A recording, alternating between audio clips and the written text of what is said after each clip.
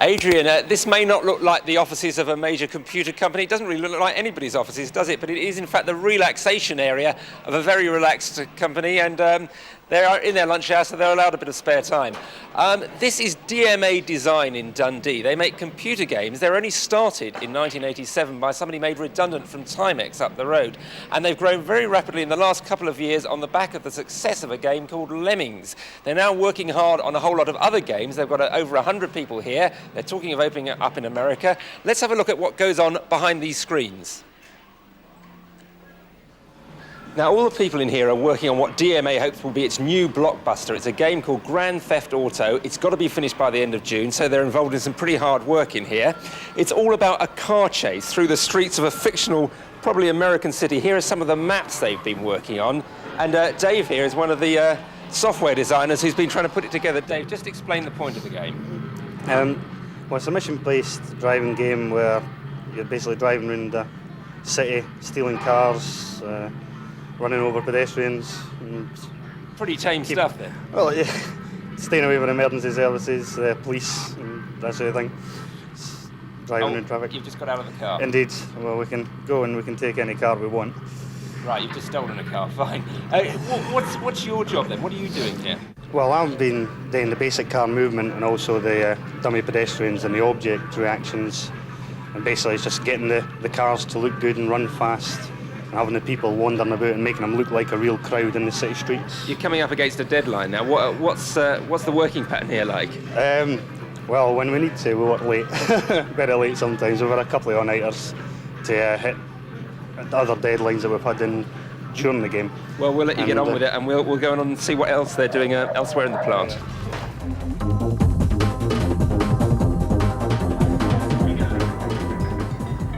Now, this is DMA's music department. As you can see, they do use real instruments here. Let's find out what they've been doing for the Grand Theft Auto project. Craig, what have you been contributing?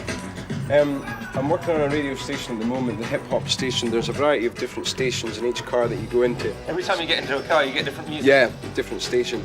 So this is a hip hop channel that we're in the middle of doing just now. So you're not just taking it all off a CD, you've actually composed it? No, everything's composed in-house, yeah. Amazing amounts of work. We'll let you get on with it. Right, okay.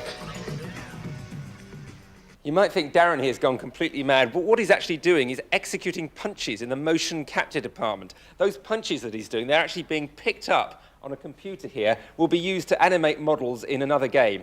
And let's come round here. This is the bangs and crashes department, sound effects. What are you going to give us? Well, we've got a car approaching, skidding around the corner, and then finally crashing. Right, let's hear it.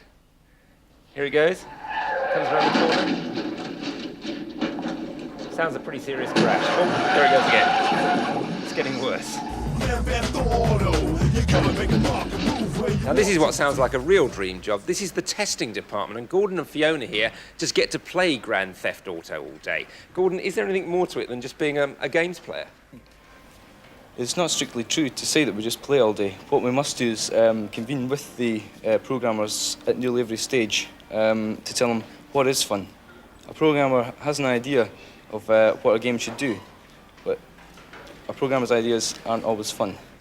Now, Fiona, the only woman in a room full of boys, how do you cope with it? Well, I'm used to it. I went to college for about 2 years, and I was the only female there, so you just really get used to it. And how did you get this job?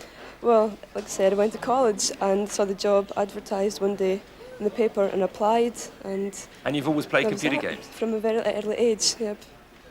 So. Okay, well, we'll let you get on with it. Thank you. Smashing. Now, joining me here is Gary Timmons, who's been here almost since the start back in 1989. A lot of bangs and crashes and excitement in that game. Is that what people really want, all that violence? We find that some people like that sort of game, different sort of people like different types of things, puzzle games, action-adventure games. We're finding that network games are quite popular these days. Now, tell us a bit about the people working here. Where do they come from? What sort of people are they? Are they what the ruder people in my office would call nerds? Well, we'll find that here we'll have people from a wide variety of backgrounds, people from art college, programming degrees. We'll have also some people straight from school who have joined the playtest department, that sort of thing, a wide variety. So the average age is 25, not a very formal company, it would be fair to say. That's correct. We find that we try to keep an informal structure here, not much of a hierarchy. What are these people doing now? They all look like they're very busy at work, but it's actually it's the lunch hour now, isn't it? What are they up to?